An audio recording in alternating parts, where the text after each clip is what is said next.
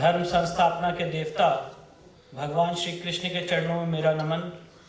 परात्पर गुरु doctor Jayant Balaji Athawale के चरणों में मेरा नमन। हम सबके प्रेरणा स्रोत्र भिडे गुरु जी की श्री चरणों में मैं प्रणाम करता हूँ। साथ ही साथ कार्यक्रम के आयोजक जीवाधार सेवा संघ संस्था के चेयरमैन चितरंजन कुलकर्णी जी, आदरणीय संचालक साहेब राव जी पाटिल, आदरणीय संचालक विजय राव जी माल पाठक, आदरणीय प्रकाश जी पाठक, जीवाधार सेवा संस्था के सभी सदस्य, नंद कुमार भावसागर जी, प्रवीण जी जोशी, देवदत्त जी जोशी, सागर जी देशमुख, कैलाश जी देशमुख, राम सिंह जी बावरी, दिनकर जी पाटिल, गणेश जी गीते, नवल चंद जी जैन, उपस्थित सभी भाई बहन, आप सबको मैं प्रणाम करता हूं। हम सबके आदरणीय माननीय मिलिंद कुलकर्णी जी, हमारी बहन संध्या गोहिल जी जो इस समय वडोदरा से आई हैं, समीर कुलकर्णी जी, हमारे स्वामी वेदानंद जी, और यहाँ पे जितने आप सारे लोग इतनी भारी मात्रा में आज शनिवार के दिन रात के 11 बजे इस समय उपस्थित है, आप सबको मैं बहुत बहुत प्रणाम करता हूँ।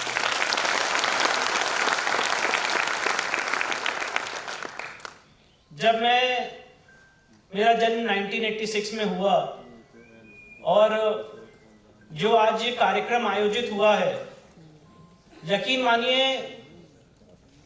जब भी इस तरह के कार्यक्रम होते हैं तो मुझे ऐसा लगता है कि ये कोई कार्यक्रम नहीं है।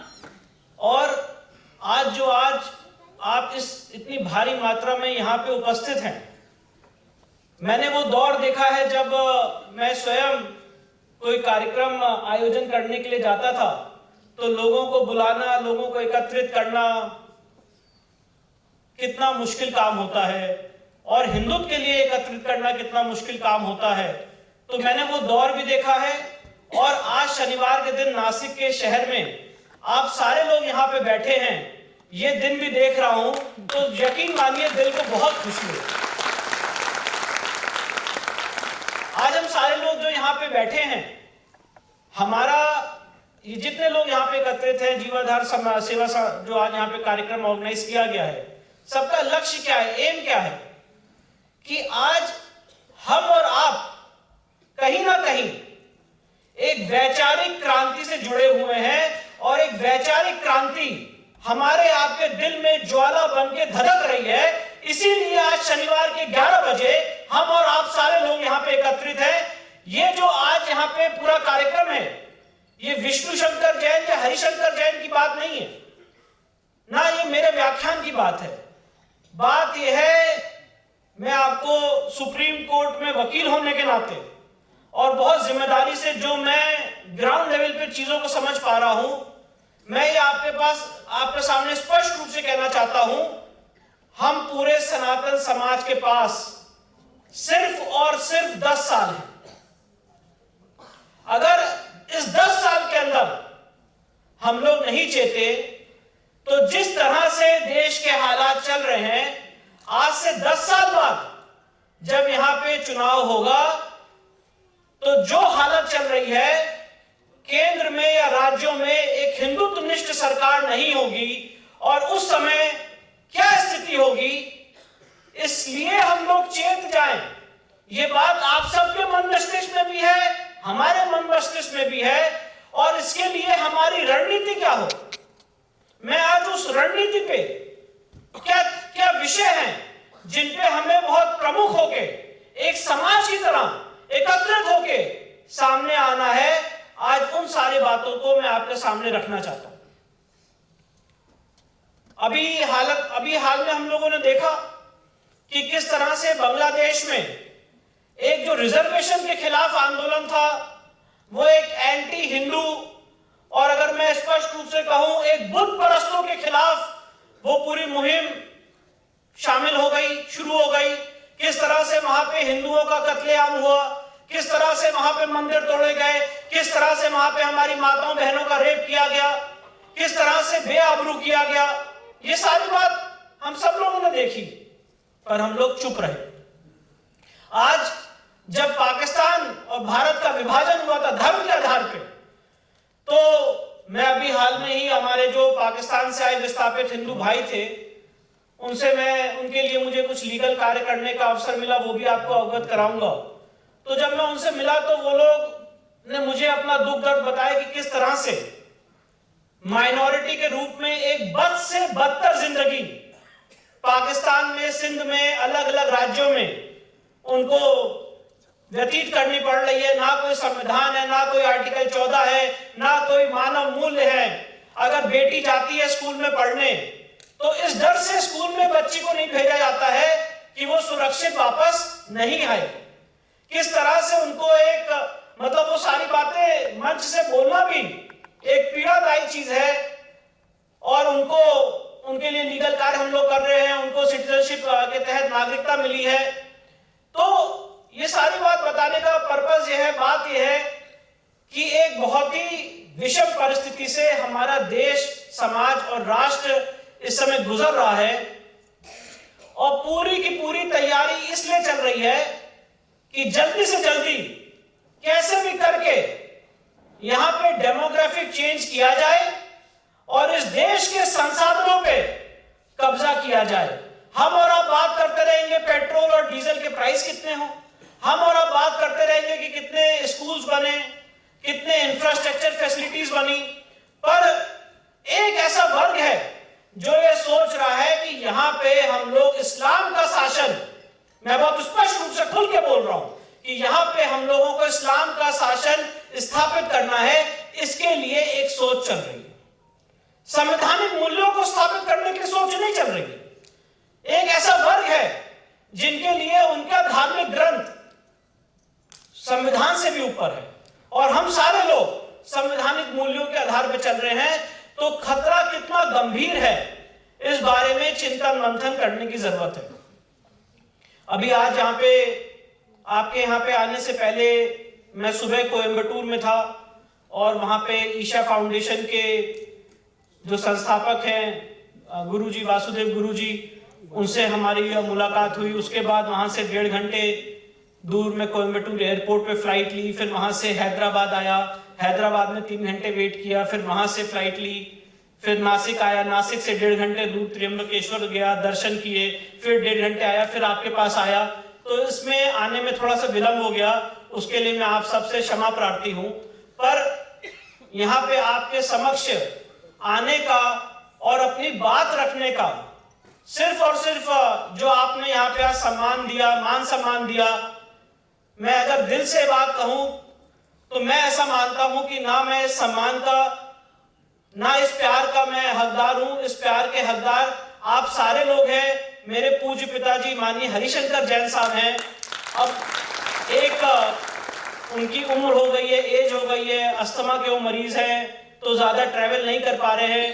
तो मैं, आप ऐसा समझ लीजिए कि मैं उनकी तरफ से अपनी बात रख रहा हूं, पर मैं आप सबका छोटा भाई हूं। तो इस तरह के प्यार और मान सम्मान का हकदार मैं नहीं, आप सारे लोग हैं, सारे यहाँ पे वरिष्ठ लोग हैं, सारे स्वामी, सारे संत लोग हैं, हमारे पिताजी हैं।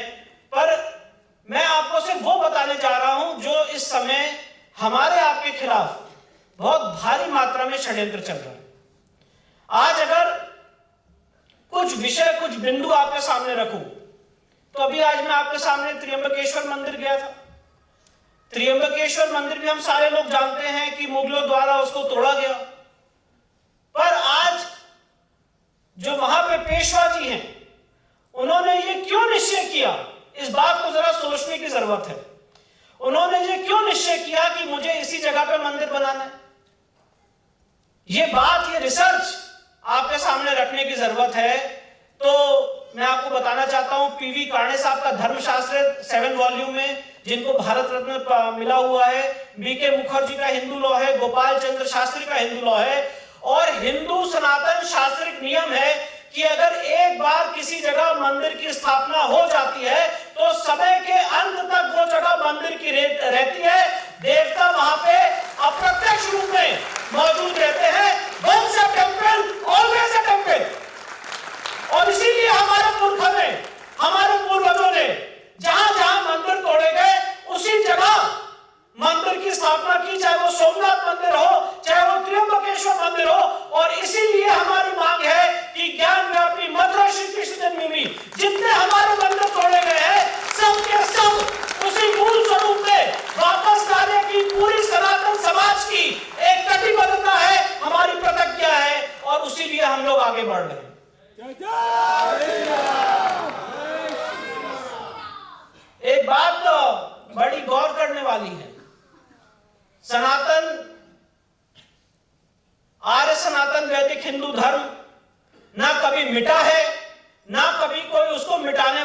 हुआ है। मैं अभी कुछ समय पहले गुजरात में सोमनाथ मंदिर गया था, और आप सब लोगों ने भी देखा होगा, यूट्यूब पे भी वो चीजें अवेलेबल हैं। सोमनाथ मंदिर में एक एरो लगा हुआ है, एक बोर्ड लगा हुआ है, जिसमें ये मेंशन है कि यहां से लेके पृथ्वी के अंत तक, साउथ पोल तक जमीन का एक कण भी नहीं। और ये जो पोल लगा हुआ था, ये जो एरो लगा है, ये 7th सेंचुरी में लगा था, जब इस दुनिया को, इस वर्ल्ड को, इस यूनिवर्स को ना सैटेलाइट्स थी, ना कोई इस बात का ज्ञान था। तो हमारे जो पूर्वज थे, हमारे पुरखे थे, उन्हें कैसे पता था कि यहां से लेकर साउथ पोल तक जमीन का एक कण भी नहीं? उसका एक ही एक कारण है, उनकी आध्यात्मिक ऊर्जा, उनकी आध्यात्मिक ऊर्जा की शक्ति, जिन्होंने उनको ये बोध कराया कि यहां से लेकर साउथ पोल तक जमीन का एक कण भी नहीं है। आज विश्व के पास इस बात का जवाब नहीं है कि जगन्नाथपुरी का जो ध्वज है वो क्यों हवा के विपरीत आज भी बह रहा है। आज विश्व के पास इस बात का कोई जवाब नहीं है कि इतने बड़े से बड़े माउंटेनियर, पर्वतारोही कैलाश पर्वत क्यों नहीं चढ़ पाए, उससे भी ऊंचे पर्वत चढ़ पाए, पर कैलाश पर्वत क्यों नहीं चढ़ पाए। यह सनातन की ताकत है, और सनातन की ताकत चाहे मुगल आए, चाहे कोई भी आक्रमणकारी आए। मैंने जो ये जितने केसेस किए हैं, मैं ऐसा मानता हूं ये केसेस नहीं है, ये पूरे सनातन समाज की एक आध्यात्मिक जर्नी है, जहां पे हम लोग ये स्थापित करेंगे कि कलम की ताकत तलवार की ताकत से बड़ी होती है।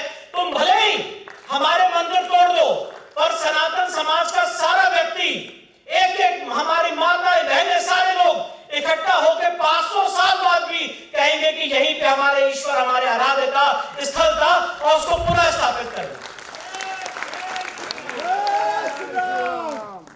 इस देश में बहुत सारे कार्यक्रम हुए, और इस देश में बहुत सारे कार्यक्रम आगे आने वाले समय में होंगे, पर मैं आपके सामने ये बात कहना चाहता हूं, और इस बात को जरा आज मेरे साथ मिलके आप सारे लोग महसूस करिए, गौरव का एक क्षण और अनुभूति लीजिए कि 22 जनवरी 2024 को वो 84 सेकंड्स का पल, जब हमारे प्रभु श्री राम की प्राण प्रतिष्ठा हुई, मैं ऐसा मानता हूं कि इससे बड़ा कार्यक्रम ना इस देश में कोई हुआ है, ना आगे आने वाले समय में कभी होगा। 22 जनवरी 2024 को सिर्फ भगवान रामलला की प्राण प्रतिष्ठा नहीं हुई। 22 जनवरी 2024 को जो 20 पीढ़ियों ने, और हम और आप बहुत खुश नसीब हैं कि आज हम लोगों ने, कितने लोगों के आंखों में आंसू आ गए, कितने लोग वहां पे भावुक हो गए, सो सारी चीजें हम लोगों ने देखी हैं। वो जो पल था, वो जो गौरवशाली पल था, वो गौरवशाली पल ऐसे नहीं आया। हम और आप, हमारे जैसे कितने लोग, हमारे पूर्वज, कितने लोगों ने अपना बलिदान दिया। माननीय श्री अशोक सिंघल साहब, ऐसे हजारों अनगिनत नाम हैं जिन्होंने बलिदान दिया है, और आज हमारे पूर्वजों के बलिदान के कारण और 69 इयर्स की लीगल जर्नी के बाद आज वो 22 जनवरी 2024 का स्वर्णिम पल हम लोग को देखने को मिला है। और सिर्फ राम मंदिर की प्राण प्रतिष्ठा नहीं हुई है, इस देश में मंदिर मुक्ति का एक नींव रखने का काम 22 जनवरी 2024 ने किया। मैं बात स्पष्ट रूप से कहना चाहता हूं कि 22 जनवरी 2024 की प्राण प्रतिष्ठा सिर्फ और सिर्फ एक शुरुआत है, और यहां से बात उन सारे मंदिरों तक जाएगी जहां मंदिर तोड़ के मस्जिद बनाई गई है, और हमारा और आपका यह कमिटमेंट है कि उन सारी जगहों को मुक्त कराएंगे और उनको पुनः स्थापित करेंगे। और ये बात जो मैं आपके सामने कह रहा हूं, ये सिर्फ कोई भावनात्मक बात नहीं है, ये कोई मंच पे एक भाषण देने वाली बात नहीं है, इसके पीछे एक स्ट्रॉन्ग लीगल रिसर्च है। और अगर आप लोग सारे, इस समय इंफॉर्मेशन टेक्नोलॉजी का दौर है, आप अगर लोग गूगल करेंगे तो आपको सुप्रीम कोर्ट का राम मंदिर का जजमेंट मिल जाएगा, 2020 1 SCC पेज 1, उसका अगर आप पैराग्राफ 116 देखेंगे तो एक बड़ी महत्वपूर्ण बात सुप्रीम कोर्ट ने अपने जजमेंट में कही है, जब सुप्रीम कोर्ट के सामने एक प्रश्न पहुंचा कि क्या मंदिर तोड़ देने से या देवता का अस्तित्व मिटा देने से या मूर्ति तोड़ देने से क्या वहां पे मंदिर का अस्तित्व समाप्त हो जाता है, तो सुप्रीम कोर्ट ने अपने जजमेंट में पैरा 116 में बड़ी इंटरेस्टिंग बात कही है। उन्होंने कहा है कि मंदिर तोड़ने से देवता का अस्तित्व समाप्त नहीं होता है, जो मंदिर बनाने का संकल्प है वो अमर होता है, वो अमिट होता है, और उसको कभी भी आप वापस लाने के लिए आप कोर्ट में केस फाइल कर सकते हैं। पर आज कुतुब मीनार में अलग अलग जगह हम लोग जब इतनी तेजी से आगे बढ़ रहे थे, तो मैं आपके सामने बताना चाहता हूं कि सुप्रीम कोर्ट के एक रिटायर्ड जज हैं जस्टिस रोहिंटन नरीमन, और जो इस पूरे केस में वकील रहे हैं, उन्होंने एक सेमिनार ऑर्गेनाइज किया दिल्ली में अहमदी फाउंडेशन में, और उस अहमदी फाउंडेशन में इन सुप्रीम कोर्ट के रिटायर्ड जज साहब आए, और वो पूरी स्पीच इस समय यूट्यूब पे आप लोग देख सकते हैं, उसका शॉर्ट मैं बता रहा हूं। और संभल की जब पूरी ये वहां पे सर्वे हुआ, सारी चीजें हुई, तो उन्होंने एक टोटल झूठ और फेक नैरेटिव फैलाया जस्टिस रोहिंटन नरीमन ने, जो सुप्रीम कोर्ट के न्यायाधीश रहे और रिटायर हो गए। उन्होंने कहा कि सुप्रीम कोर्ट ने तो राम मंदिर के केस में इस तरह के केसेस पे टोटल बैन लगाया है, ये केस चल कैसे सकते हैं और इनको तुरंत रुकना चाहिए। और मैं आपको बताना चाहता हूं कि 12 दिसंबर 2024 को सुप्रीम कोर्ट ने ये जितने मंदिर मुक्ति के अभियान चल रहे हैं उसमें एक इंटरिम ऑर्डर एक पारित कर दिया है, और उन्होंने कहा है कि कोई भी कोर्ट कोई सर्वे का आदेश नहीं देगी, कोई भी कोर्ट किसी केस को अगर फाइल होगा तो उसको दर्ज नहीं करेगी, और किसी भी केस में कोई इफेक्टिव ऑर्डर पास नहीं किया जाएगा।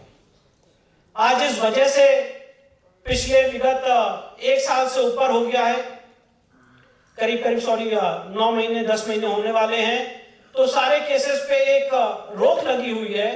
पर उस रोक को हटाने के लिए हम लोग सुप्रीम कोर्ट गए हुए हैं, पर मुझे पीड़ा होती है और ये बात मैं आपसे शेयर करना चाहता हूं, और इसीलिए ये आज मेरा मुख्य उद्देश्य है आप लोग के बीच में आने का, क्योंकि वकील के रूप में हम लोग तो अपनी लीगल लड़ाई कोर्ट में लड़ रहे हैं, पर आज इस देश में कितनी बड़ी एक विडंबना है कि अगर कुत्तों के लिए, डॉग्स के लिए कोई ऑर्डर आता है तो सारे लोग एकत्रित हो जाते हैं और 10 दिन के अंदर सुप्रीम कोर्ट अपना ऑर्डर पलट देता है। पर आज हम लोग, हमारे जो आराध्य, हमारे जो ईश्वर है, हमारे जो प्रभु हैं, आज उनके अगर शिवलिंग पे वजू हो रहा था, हम और आप एकत्रित नहीं हो पा रहे हैं कि वहां पे पूजा क्यों नहीं शुरू होनी चाहिए। ये बहुत बड़ी पीड़ा है और इसके लिए मुझे आपका सहयोग चाहिए। आज मैं आपके सामने एक बात रखना चाहता हूं कि एक वकील, चाहे मैं हूं, चाहे ऐश्वर्य भाई हो, चाहे यहां पे हमारे जितने लोग हैं जो आपसे जुड़े हुए मुद्दे कोर्ट में लड़ रहे हैं, एक वकील तब मजबूत होता है जब उसके साथ समाज खड़ा होता है, जब हम लोगों को, कोर्ट को भी ये पता होता है कि ये जो वकील खड़ा है इसका मुद्दा सही है और इसके साथ जन भावना जुड़ी हुई है। मैं पूछना चाहता हूं, तो क्या कारण था कि राजीव धवन साहब ने राम मंदिर की हियरिंग में हमारे प्रभु श्री राम का नक्शा फाड़ के 5 जजेस के सामने फेंक दिया था और कोई कंटेम्प्ट नहीं हुआ था? क्योंकि पता था कि राजीव धवन ने जो नक्शा फाड़ा है उसके साथ 30 करोड़ लोग खड़े होंगे। पर हमारा आज जिस तरह से अपने आप में, जातियों में, अलग अलग चीजों में बटे हुए हैं, इस समय मैं कहना चाहता हूं कि समय आ गया है कि हम और आप आपस के भेद को बुला के संगठित हो जाएं, क्योंकि इस देश में ऐसे भी लोग हैं जिन्होंने हम लोगों को चिताया है और बहुत वरिष्ठ लोग हैं जिन्होंने कहा है कि इस देश में बांग्लादेश जैसे हालात हो सकते हैं। जब बांग्लादेश में हिंदुओं का नरसंहार हुआ, कत्लेआम हुआ, तो ये नहीं पूछा गया कि कौन जैन है, कौन कुलकर्णी है, कौन ब्राह्मण है, कौन ठाकुर है। ये देखा गया कि ये बुत परस्त है, इसको काट दो, उसको मार दो। इसीलिए आज बहुत ज्यादा जरूरी हो गया है कि ज्ञानव्यापी में आप सोचिए, और ये सिर्फ और सिर्फ मैं जो आपके सामने बात बता रहा हूं, मैं जो आपके सामने आज कथन कर रहा हूं, इसमें विष्णु शंकर जैन, हरिशंकर जैन या मैं का भाव नहीं है। इसमें सनातन समाज की, हमारी आपकी कितनी बड़ी जीत है, और उस जीत को पाने के बाद भी हम और आप उसमें अग्रसर नहीं हो पा रहे हैं, इसके ऊपर चिंतन मंथन करने की जरूरत है। हम और आप सब जानते हैं कि ज्ञान व्यापी के परिसर में 6 और 7 मई 2022 को एडवोकेट कमीशन का सर्वे हुआ। 14 और 15 और 16 मई को वहां पे एडवोकेट कमीशन का सर्वे हुआ।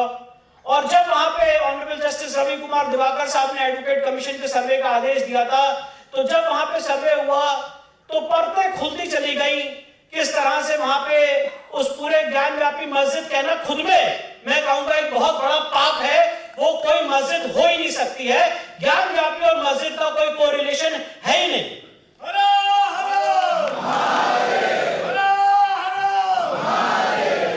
पूरा का पूरा प्रांगण ये चीख चीख के कह रहा है कि एक हिंदू मंदिर का परिसर है।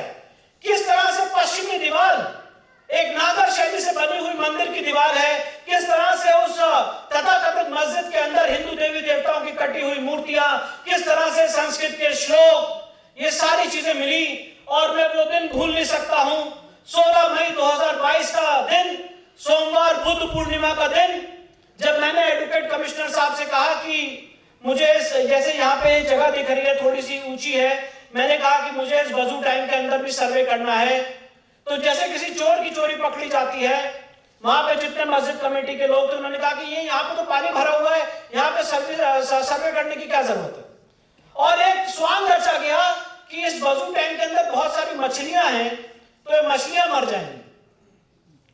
तो आप यकीन मानिए, मुझे कभी कभी हंसी भी आती है, जब वजू टैंक का पानी कम किया गया तो उत्तर प्रदेश सरकार ने ऑक्सीजन की व्यवस्था की कि मछलियां ना मरे। और जब वहां पे पटरी लगा के हम लोग उस वजू टैंक के बीचों बीच पहुंचे और मैंने अपने आराध्य, अपने ईश्वर, अपने महादेव को जब 360 साल बाद स्पर्श किया, तो यकीन मानिए मैं और मेरी लीगल टीम भूल गई।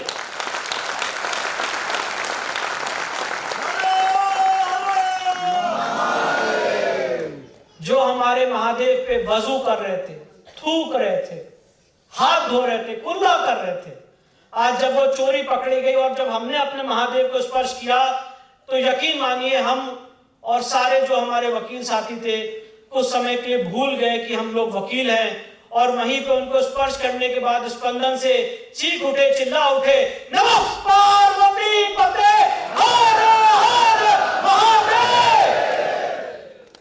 और उसी क्षण में निश्चय कर लिया कि आज आखिरी दिन है जब हमारे महादेव के ऊपर वजू किया है, इनके ऊपर हाथ पैर धोए गए हैं। 16 मई 2022 का वो दिन मैं भूल नहीं सकता हूं, जिस दिन उस वजू टैंक के एरिया को हमने सील करवाया और सुप्रीम कोर्ट ने भी उस ऑर्डर को बरकरार रखा। पर इस समय हमें आपको संगठित होकर नासिक की इस पुण्य भूमि से, नासिक की इस धार्मिक भूमि से मेरा आप साथ दीजिए और ये मांग करिए कि हमें वहां पे पूजा शुरू करानी है।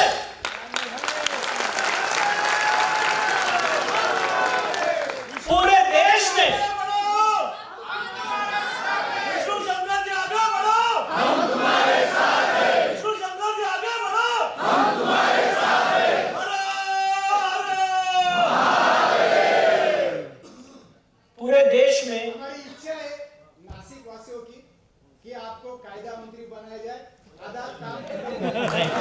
नहीं, देखिए मैं आपको बताता हूं, आपने देखिए मैं और मेरे पिताजी, मैं बहुत स्पष्ट रूप से बात आज मंच पे कहना चाहता हूं कि हमारे अंदर, और ये ईश्वर साक्षी है, एक भी रेश मात्र किसी संवैधानिक पद पे या कोई भी पद लेने की हमारी ना इच्छा है ना हमें चाहिए।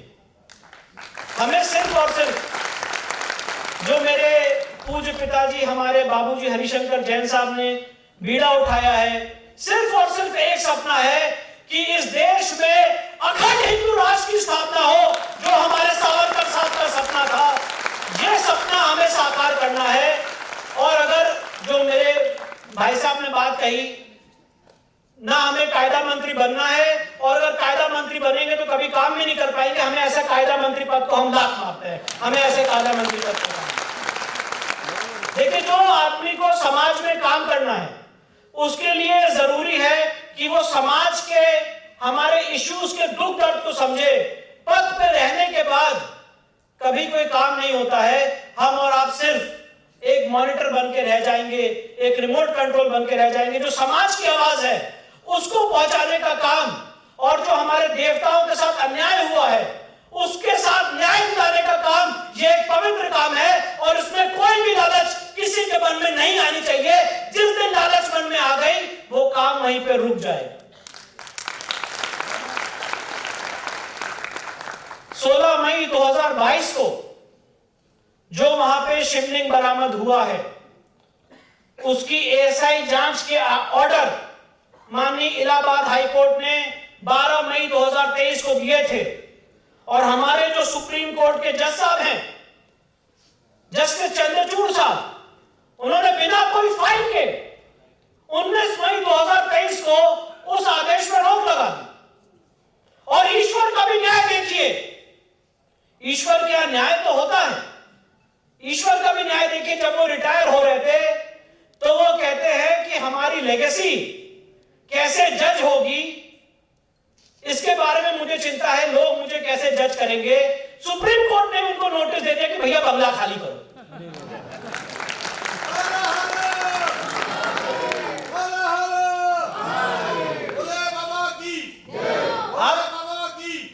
आप कल्पना कर सकते हैं कि हमारे देश में, मैं उस जुडिशियल इंस्टीट्यूशन से आता हूं, हमारे यहाँ पे वकील साथी भी हैं, पर कितनी पीड़ा होती है कि अगर किसी न्यायाधीश का रिटायरमेंट नवंबर में हो और जो नेक्स्ट चीफ जस्टिस आए वो अपने बंगले में नहीं रह पाए, जो दूसरे चीफ जस्टिस आए हैं वो कह रहे हैं कि भैया बंगला खाली करो।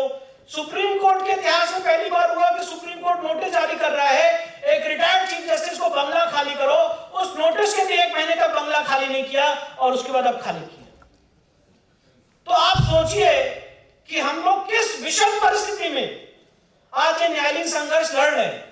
जब भी सफलता मिलती है ठीक है, अच्छा लगता है, पर आज एक मानसिकता के लोग इस जुडिशियल सिस्टम में हैं जो विघटनकारी शक्तियों के साथ खड़े हुए हैं। हमारे इस समय उड़ीसा हाईकोर्ट के चीफ जस्टिस रहे, मैं उनका नाम नहीं लेना चाहता हूं, सोशल मीडिया पे पूरा वीडियो मौजूद है, उमर खालिद को, जो इस देश के विभाजन करना चाहता था, उसके साथ उसके लिए पोस्टर लगा के उसको बेल नहीं मिली है। इसके लिए दिल्ली में एक बहुत ही भव्य स्थान में ऐसे ही कार्यक्रम किया गया और यह कहा गया कि बेल का कानून जो है वो बदलना चाहिए। तो आप समझिए, और उन्हीं जज साहब ने राम मंदिर के निर्णय के ऊपर पूरा पॉइजन उगला। किस तरह की मानसिकता के लोग, और बहुत सारे सुप्रीम कोर्ट के रिटायर्ड जज आगे उस पंक्ति में उस कार्यक्रम में बैठे हुए थे। जब हम लोग सुप्रीम कोर्ट जाते हैं इन सारे विषयों को लेकर, तो मैं आपको बताना चाहता हूं आपका भाई होने के नाते कि ऐसा नहीं है कि हमें हर समय यश मिलता है। बहुत ज्यादा जिल्लत, मेरे पिताजी तिलक लगाते हैं और उन्होंने उस दौर में यह काम किया जब जुडिशरी में तिलक लगा के कोर्ट में जाना तो लोग उनको अलग अलग अलंकारों से बुलाया करते थे। राम मंदिर का वकील होना उस समय कोई एक प्रिविलेज की बात नहीं थी, एक श्राप माना जाता था कि अगर आप राम मंदिर के वकील हो इसका मतलब है आप बहुत कम्युनल आदमी हो और आपके जीवन के जितने फ्यूचर प्रोस्पेक्ट्स हैं वो खत्म हो जाते थे। तो मेरे पिताजी ने मेरी दादी जी से कहा कि अगर मुझे भगवान राम का काम करना है तो आज के दिन मैं अपनी सारी इच्छाओं को, आकांक्षाओं को तिलांजलि देता हूं, तभी मैं भगवान राम का काम करता हूं। नहीं तो बहुत तरह के ऑफर आए थे बाबरी मस्जिद एक्शन कमेटी से, जो जफर अब जिलानी साहब है, उन्होंने बहुत बड़े बड़े ऑफर दिए थे कि आप हमारी तरफ से वकालत करिए, जो आपको चाहिए, शायद शब्दों में नहीं बताया जा सकता है, जो आपको चाहिए आप ले लीजिए। पर मेरे पिताजी ने मुझसे कहा कि विष्णु, जब मैंने अपने मन से अपनी अंतरात्मा से पूछा तो मैंने यही कहा कि मेरे मुख से अपने प्रभु श्री राम के खिलाफ ना पैरवी हो सकती है, ना बात निकल सकती है। और 1989 से अनवरत 2019 तक उन्होंने राम मंदिर को पुनः स्थापित करने की अपनी सेवाएं दी और आज उसी यात्रा को हम आगे बढ़ा रहे हैं। और इसीलिए मैं आपके सामने बात कहना चाहता हूं, क्योंकि मुझे नहीं पता है कि आगे फ्यूचर में क्या होगा, पर आज आप लोग इस धार्मिक नगरी से आते हैं, इस सांस्कृतिक नगरी से आते हैं, हमें मजबूत करिए, हमारी इस मुहिम को आगे बढ़ाइए, इस आवाज को सोशल मीडिया के माध्यम से जब कुत्तों को लेके, डॉग्स को लेके, मैं ये नहीं कह रहा हूं जो ऑर्डर हुआ सही है गलत है, वो एक अलग डिबेट का विषय है, पर चिंता की बात यह है, सोचने वाली बात यह है कि अगर सुप्रीम कोर्ट ने डॉग्स के लिए आज एक आदेश पारित किया तो सारे डॉग लवर्स इकट्ठा हो गए और 10 दिन के अंदर आदेश पलट दिया गया। इसका मतलब कि डॉग लवर्स को इस देश के संवैधानिक सेटअप में न्याय मिल सकता है, पर जो धर्म को स्थापित करना चाहते हैं, जो धर्मावलंबी हैं, आज उनको न्याय क्यों नहीं मिल पा रहा? उसका मूल कारण है कि हम और आप बटे हुए हैं, हमारे आपके अंदर एकजुटता नहीं है, हमारे आपके अंदर एक मुहिम नहीं है। मैं इस बात को उदाहरण से समझाना चाहता हूं। आप सारे लोगों ने, यहाँ पे जितने लोग हैं, कहीं ना कहीं संभल की घटना आप लोगों ने सुनी होगी। आप लोग बताइए, आप लोगों ने, सारे लोगों ने संभल की घटना सुनी होगी। तो संभल में आप लोगों ने देखा होगा, और ये बात मैं इसलिए बोल रहा हूं कि इस बात को आपको समझने की जरूरत है। एक पूरी कम्युनिटी, उनके अंदर ये ताकत है कि आज अपने 30 करोड़ लोगों को अगर आज वो कोई मैसेज पास करते हैं तो ये बहुत सीखने वाली बात है। पूरे के पूरे सारे लोग एक ही बात करते हैं कि हाँ भाई, विष्णु शंकर जैन ने संभल के सर्वे में जय श्री राम के नारे लगाए, जिसकी वजह से दंगा हो गया। ये बहुत सीखने वाली बात है। पूरी की पूरी कम्युनिटी ने जो मैसेज पास किया गया, उन्होंने एक स्वर में वही बात बोली, और यही बात हमें आपको सीखने की जरूरत है कि हमें आपको किस तरह से, आज उनके पास ये माध्यम है कि अगर वो कोई मैसेज पास करे तो सारे लोग उस मैसेज को कैरी फॉरवर्ड करते हैं। और मैं ये बात कहना चाहता हूं कि नासिक की धरती से कि जो 12 ज्योतिर्लिंग में से 5 ज्योतिर्लिंग स्वयंभू हैं, उन 5 स्वयंभू ज्योतिर्लिंग में जो सबसे पहला ज्योतिर्लिंग है वो आदि विश्वेश्वर का ज्योतिर्लिंग है, उसको मुक्त कराने के लिए संगठित होइए। जिस दिन आदि विश्वेश्वर का ज्योतिर्लिंग मुक्त होगा, इस देश में हिंदू राष्ट्र की नींव उस दिन रख दी जाएगी।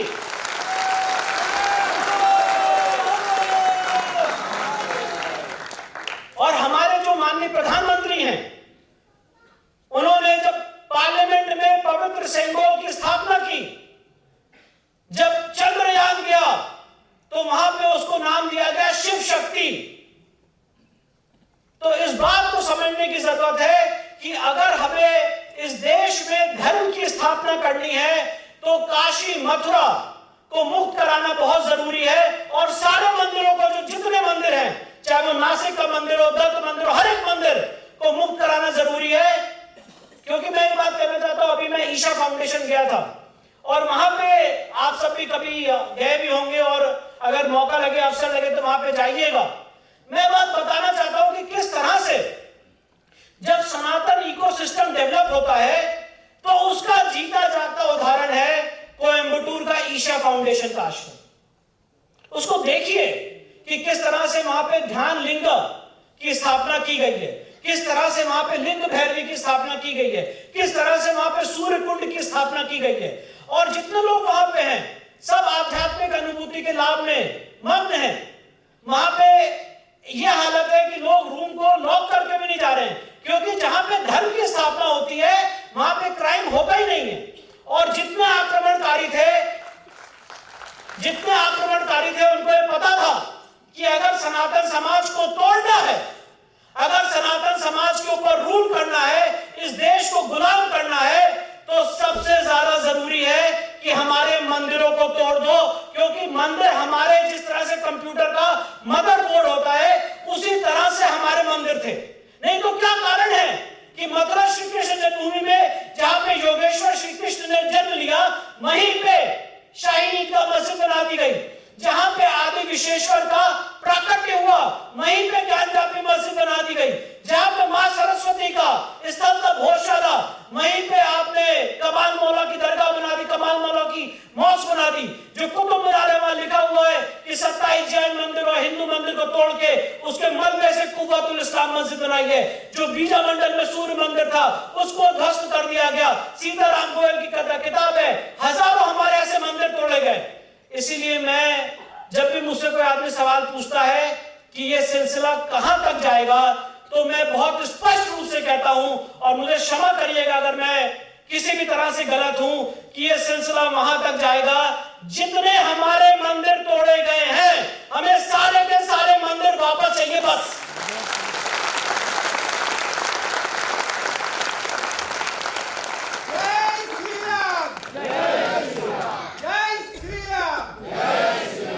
अभी हाल ही में मुझसे पूछा गया कि आइए, और ये बहुत महत्वपूर्ण किस्सा है जो मैं आपसे साझा करना चाहता हूं। आप सब लोगों ने राम मंदिर का वो दौर देखा होगा। जब राम मंदिर का पूरा घटनाक्रम चल रहा था तो आपको याद होगा कि सुप्रीम कोर्ट ने एक मीडिएशन के लिए, कि सुलह समझौता हो जाए, इसके लिए एक कमेटी गठित की थी। याद होगा आप लोग। तो जब वो सुलह समझौता की कमेटी गठित हुई तो उसमें 3 लोगों का नामांकन किया गया था। श्री रविशंकर हमारे गुरुजी, जस्टिस कलीफुल्ला और श्रीराम पांचू। जब ये कमेटी का गठन हुआ तो उस समय सुप्रीम कोर्ट ने गैग ऑर्डर लगा दिया था कि ये जो सुलह समझौता की टेबल पे बातचीत हो रही है, ये बात मीडिया में बाहर नहीं आनी चाहिए। पर मैं आपको बताना चाहता हूं, क्योंकि अब वो गैग ऑर्डर हट गया है, उस समय सुलह समझौता के उस दौर में ये बात हो रही थी कि राम मंदिर तो हम तुमको दे देंगे, पर इसके अलावा किसी और जगह बात नहीं होनी चाहिए। जब यह सुलह समझौता का दौर चल रहा था तो कितने अपशब्द, कितना स्वांग, कितना ढोंग रचा गया। और आपको जान के हैरानी होगी कि राम मंदिर की हियरिंग 42 डेज की होनी थी, पर जस्टिस गोगोई साहब ने अचानक हियरिंग अगले दिन भी होनी थी, एक दिन पहले हियरिंग कंक्लूड करके जजमेंट रिजर्व कर लिया। तब श्रीराम पांचू साहब सुप्रीम कोर्ट एक दस्तखत लेके पहुंचे थे, जिसमें हमारे समाज के कुछ लोगों ने दस्तखत कर दिया था सुलह समझौता पे, और अचानक वो हियरिंग बंद करके जजमेंट रिजर्व करना पड़ा। जो बात मैं आपको सामने कह रहा हूं, ये बात अभी उड़ीसा हाई कोर्ट के retired chief justice justice Muralidhar ने भी एक सेमिनार में ये बात कही है। तो मैंने ये बात देखी कि श्री राम मंदिर में सब कुछ जीतने के बाद भी सुप्रीम कोर्ट ने गलत ढंग से 5 एकड़ की जमीन उनको दे दी, और उस आज 5 एकड़ की भूमि से रोज कस्में खाई जा रही हैं कि जिस दिन हमारी हुकूमत आएगी हम श्री राम मंदिर को ढा देंगे। इसीलिए आपका भाई होने के नाते मैंने और मेरे पिताजी ने निर्णय लिया है कि चाहे कुछ भी हो जाए, ज्ञानव्यापी मथुरा श्री कृष्ण जन्मभूमि किसी भी मंदिर में मीडिएशन या समझौते की टेबल पे नहीं बैठेंगे।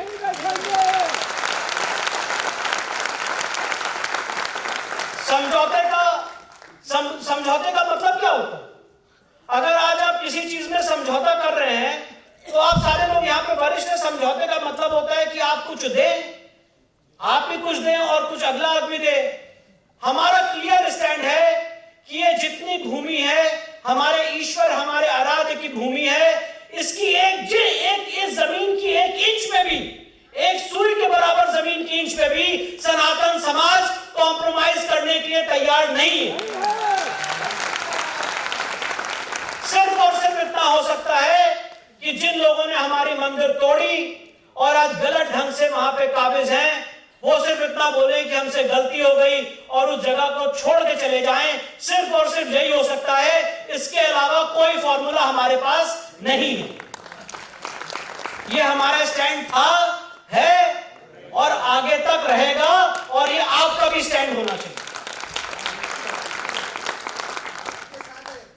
ये बात जो आज मंदिर मुक्ति की है, ये तो एक विषय है ही है इस पूरी आज की चर्चा का, पर सबसे इंपॉर्टेंट विषय मैं आपको बताना चाहता हूं।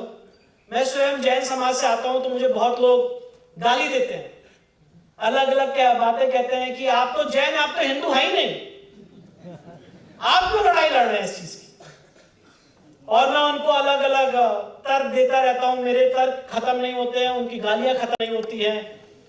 तो अभी हाल ही में मेरे पास एक, मैं नाम नहीं लूंगा, एक बहुत ही बड़ी यूनिवर्सिटी है, और ये बात मैं आपके सामने इसलिए रख रहा हूं कि आप इस चीज की जो मैं आपके सामने बात रख रहा हूं उसकी संजीदगी को समझिएगा कि किस तरह से इन्फिल्ट्रेशन हो रहा, किस तरह से हमारे आपके साथ छल किया जा रहा है।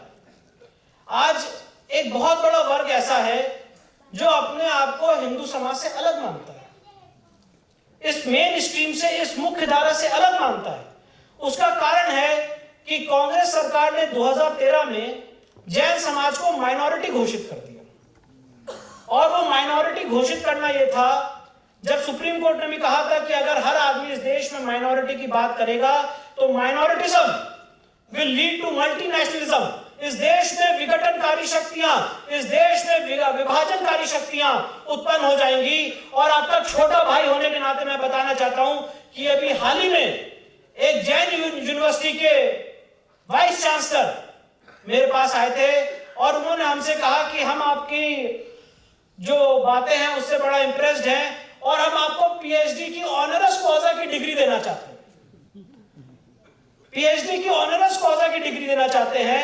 मैंने कहा कि सर आप हमसे बड़े हैं, आप हमारे सीनियर हैं, हम आपसे ऑनरस कॉजा की डिग्री तब लेंगे जब आप इसको माइनॉरिटी इंस्टीट्यूशन बंद करके एक मेजॉरिटी इंस्टीट्यूशन के रूप में स्थापित करेंगे, तब हम आपसे ऑनरस कॉजा लेंगे। ये जिस तरह से इस बात को, समय की कमी है पर मैं आपको बताना चाहता हूं, रात के 11:30 बज रहे हैं, कि एक बहुत बड़ा कॉन्स्टिट्यूशनल छल इस पूरे सनातन समाज के साथ किया गया है। और मैं आपके सामने अपनी मांगे रख रहा हूं, क्योंकि देखिए इस समय केंद्र में भी एक हिंदूनिष्ठ सरकार है, राज्य में भी एक हिंदूनिष्ठ सरकार है, और यही समय है, सही समय है कि हम लोगों को अपनी मांगों को उग्रता से सरकार के सामने लाना है।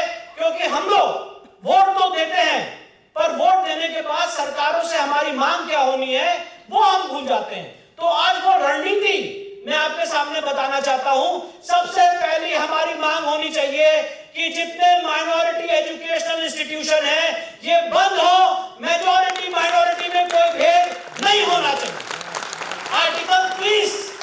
आर्टिकल 30 पूर्णतः रिपीट किया जाए, ये हमारी पहली मांग होनी चाहिए। और जो मैं आपके सामने बात कर रहा हूं ये पूर्णतः संवैधानिक है। जब संविधान की रचना हो रही थी तो जो संविधान सभा में लोग बैठे हुए थे उन्होंने कहा था, और सरदार वल्लभ भाई पटेल ने कहा था कि अगर आप इतनी वेल नीड माइनॉरिटी हैं, अगर आपके अंदर इतनी क्षमता है कि आप अपनी क्षमता के आधार पे इस देश का बंटवारा कर सकते हैं, तो आपको माइनॉरिटी अधिकार मिलने की जरूरत नहीं है। पर उसके बाद भी एक छलपूर्वक माइनॉरिटी के अधिकार संविधान में जोड़ दिए गए। हमारी मांग होनी चाहिए आर्टिकल 30 को खत्म करने की। हमारी मांग होनी चाहिए कि जो संविधान के ओरिजिनल पृष्ठ है उसमें प्रभु श्री राम की, हनुमान जी के चित्र हैं, वहां पे अकबर की, टीपू सुल्तान की फोटो जो रानी लक्ष्मीबाई के साथ है उसको हटाया जाए। वहां पे टीपू सुल्तान जिसने हिंदुओं का नरसंहार किया, अकबर जो मीना बाजार में अय्याशी कर रहा था, ऐसे लोगों के चित्र संविधान के ओरिजिनल पृष्ठों पे नहीं रह सकते हैं। और किस मानसिकता से ये पृष्ठ जोड़े गए, इस पे एक सार्थक चर्चा होनी चाहिए। हमारी आपकी मांग होनी चाहिए कि गौ माता को राष्ट्र माता घोषित किया जाए। यहाँ पे गौ वध टोटल बंद होना चाहिए। गाय की प्रोटेक्शन के लिए एक देशव्यापी जो स्वामी कर्पात्री जी महाराज का सपना था उसको साकार करने का समय आ गया है। हमारी आपकी मांग होनी चाहिए कि ये देश एक आध्यात्मिक देश है, यहाँ से गौ मांस का निर्यात या किसी भी गाय या काऊ प्रोजनी का निर्यात नहीं होना चाहिए। ये हमारी आपकी मांग होनी चाहिए। हमारी आपकी मांग होनी चाहिए कि प्लेसेस ऑफ वर्शिप एक्ट जो हिंदू समाज को कोर्ट जाने से रोकता है, जो सबसे बेसिक मूल्य, जो सबसे बेसिक अधिकार है, उसको पूर्णतः रिपील करना चाहिए। हमारी आपकी मांग होनी चाहिए कि वक्फ एक्ट 1995 में जो परिवर्तन आए हैं और आमूलचूल परिवर्तन आए, और जिस तरह से वक्फ में जो संपत्तियां चली गई हैं उसको वापस हम लोग सनातन समाज और पूरे सरकार के पास वो वापस आ सके। हमारी आपकी मांग होनी चाहिए कि जो संविधान के ओरिजिनल पृष्ठों पे सेकुलर और सोशलिस्ट वर्ड जोड़ दिए गए हैं इसको खत्म होना चाहिए। हमारी आपकी मांग होनी चाहिए कि इस देश में, तमिलनाडु में, आंध्र प्रदेश में, पांडिचेरी में, कर्नाटक में इस समय अलग अलग जो हिंदू मंदिर सरकारी कंट्रोल में है इसको तुरंत मुक्त होना चाहिए। मंदिर को सरकार अधिग्रहण नहीं कर सकती। आज आप जान के हैरान हो जाएंगे कि कर्नाटक में 35,000 मंदिर, तमिलनाडु में भी उससे ज्यादा संख्या में मंदिर आज सरकारी नियंत्रण में है। तमिलनाडु में भी तमिलनाडु हाईकोर्ट ने भी आदेश दिया है, पैराग्राफ 43 उस आदेश का पढ़ लीजिए, डिवीजन बेंच का ऑर्डर है जिसमें तमिलनाडु हाईकोर्ट ने इतने दिनों बाद कहा है कि मंदिर का पैसा सरकार उपयोग नहीं कर सकती है।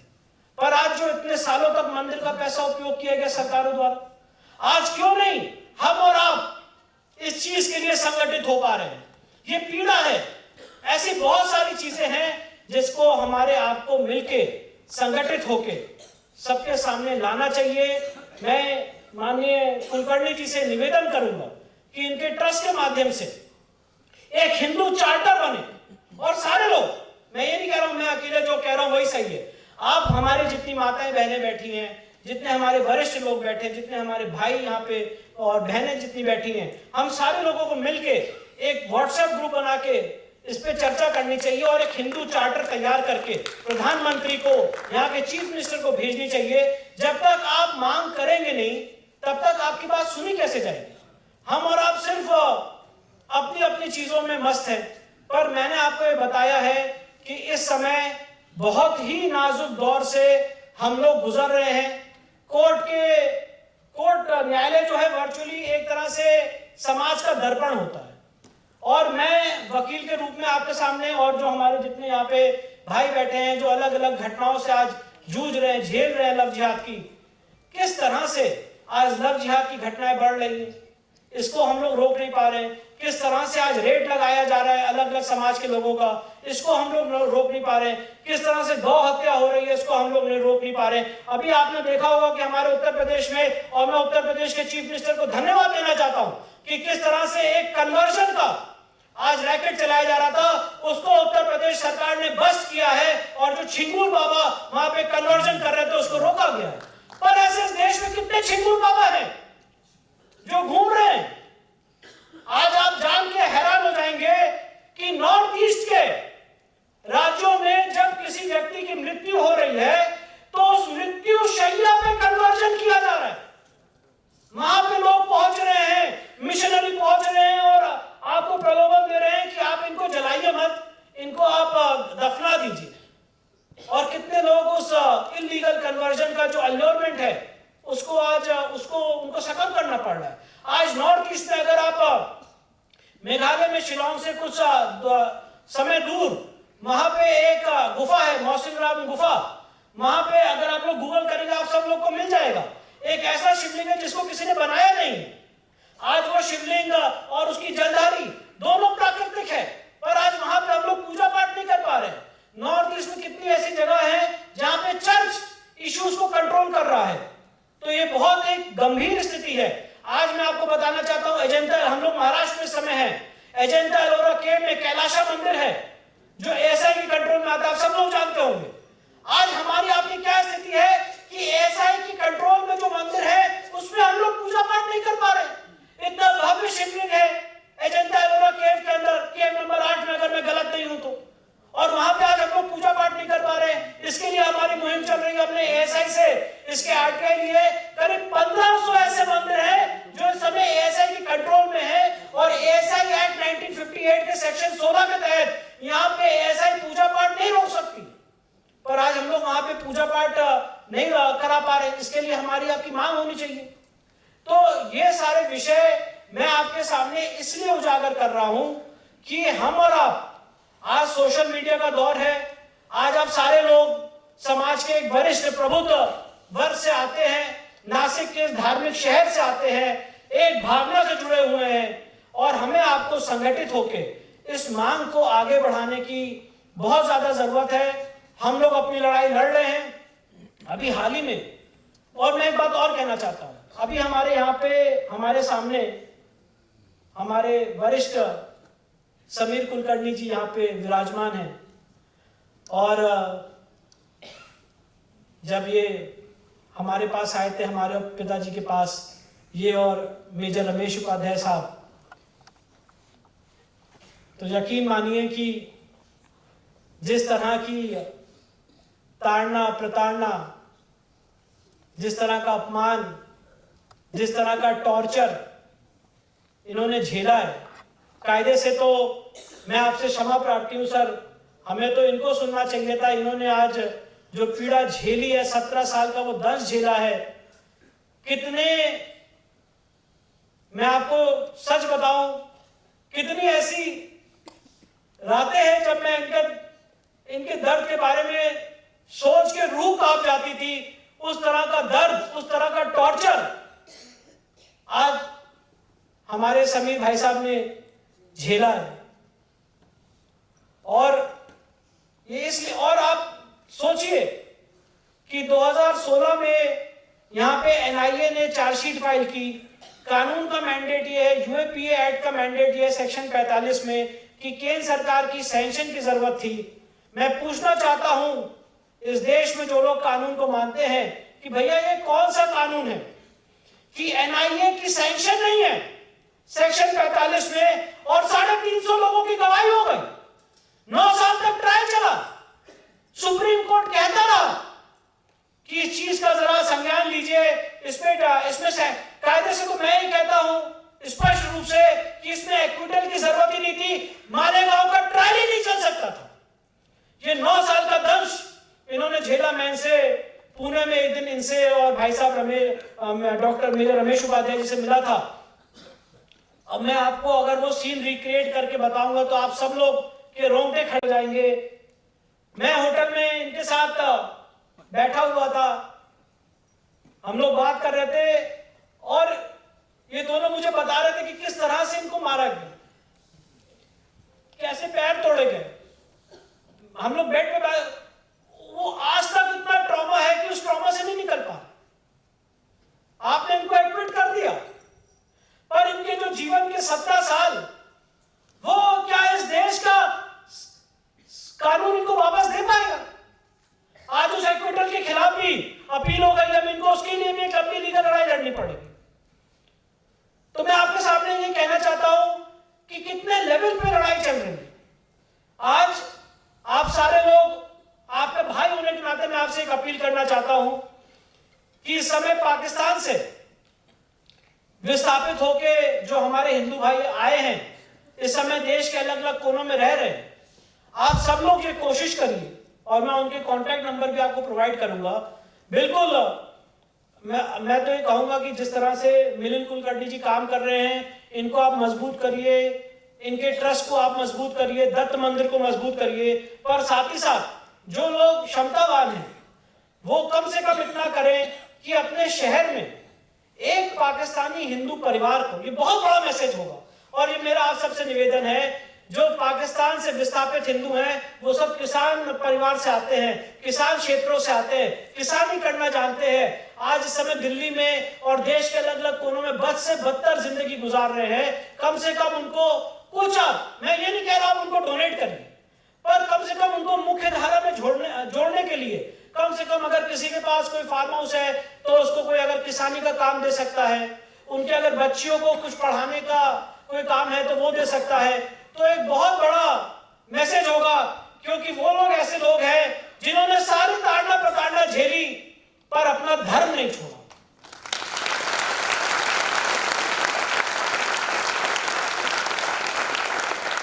जो हमारे छत्रपति शिवाजी महाराज का आखिरी सपना था कि काशी मुक्त होनी चाहिए, मथुरा श्री कृष्ण जन्मभूमि मुक्त होनी चाहिए, उस सपने को साकार करने के लिए मैं, मेरे पिताजी, हमारी पूरी लीगल टीम, यहाँ पे हमारे मिलिंद कुलकर्णी जी, कार्यक्रम के हम सारे लोग उस चीज के लिए अग्रसर हैं।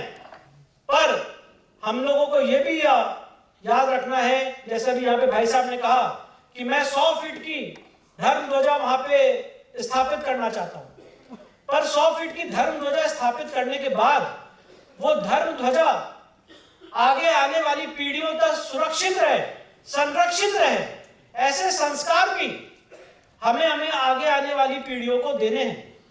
इस समय ओटीटी के माध्यम से जिस तरह से अश्लीलता फैलाई जा रही है, अलग अलग तरह का व्यभिचार फेसबुक के माध्यम से, सारे माध्यम से दिखाया जा रहा है, इसके लिए हम लोग सुप्रीम कोर्ट में लड़ाई लड़ रहे हैं। केंद्र सरकार ने उसका संज्ञान लिया है, 25 ओटीटी प्लेटफॉर्म्स बंद हुए हैं। इसके लिए भी हमें अग्रसर होने की जरूरत है और इसके लिए आगे बात रखने की जरूरत है। और एक बात कह के अपनी बात को विराम दूंगा, आपका बहुत समय लिया, आप लोगों के लिए कृतज्ञ हूं कि आप लोगों ने इतनी धैर्यता पूर्वक आज हमें अपनी बात रखने दी। एक आखिरी बात रख के अपनी बात को विराम दूंगा। इस समय एक बहुत बड़ा षड्यंत्र चल रहा है देश में, जो पब्लिक स्पेसेस हैं, और मैंने आपके नासिक शहर में आते वक्त भी देखा, पब्लिक लैंड पे अलग अलग जगह मजार बना के वहां पे कब्जा करने की पूरी योजना चल रही है। और हम और आप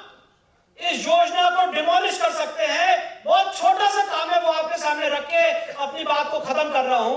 आप सब लोग जानते होंगे कि प्रयागराज में जहां पे शहीद चंद्रशेखर ने अपनी शहादत दी, जिसे चंद्रशेखर आजाद पार्क भी कहते हैं, वहां पे 16 मजार और एक मस्जिद बना दी गई थी। इलाहाबाद हाईकोर्ट के ज्यादातर जजेस वहां पे सुबह टहलने जाया करते थे और एक सुप्रीम कोर्ट का जजमेंट आया 2018 में, टू बी वेरी प्रिसाइज 31 अक्टूबर 2018 को, state of Gujarat versus union of India. उसमें सुप्रीम कोर्ट ने स्पष्ट आदेश दिया है कि किसी भी पब्लिक प्लेस में कोई भी रिलीजियस स्ट्रक्चर नहीं रह सकता।